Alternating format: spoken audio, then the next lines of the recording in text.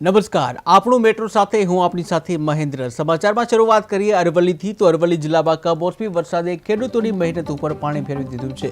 ત્યારે મેઘરજ તાલુકામાં પડેલા અચાનક વરસાદને કારણે મગફળી, સોયાબીન અને કપાસના પાકને ભારે નુકસાન થયું છે।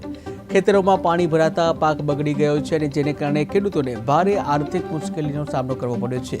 ત્યારે સરકારે તાત્કાલિક સર્વે કરી પાકનું વળતર જાહેર કરે તેવી ખેડૂતો દ્વારા માંગ કરવામાં આવી। मेरा नाम सुधा है। मैं मेघरज तालुका दुलकोटा गाँव है मेरा।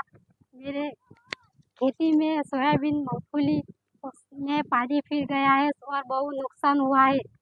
कपास वगैरह में बहुत नुकसान हुआ है और खेती में भी पानी भर गया है। मूंगफली में और सोयाबीन में और कपास में भी पूरी भरपाई से पानी भर गया है।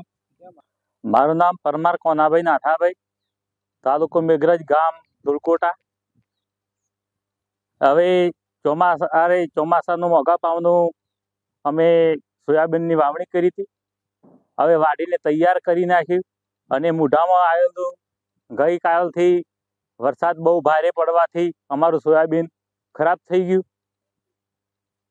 હવે મગફળી, મકાઈ તમામ પાક નિષ્ફળ ગયો છે।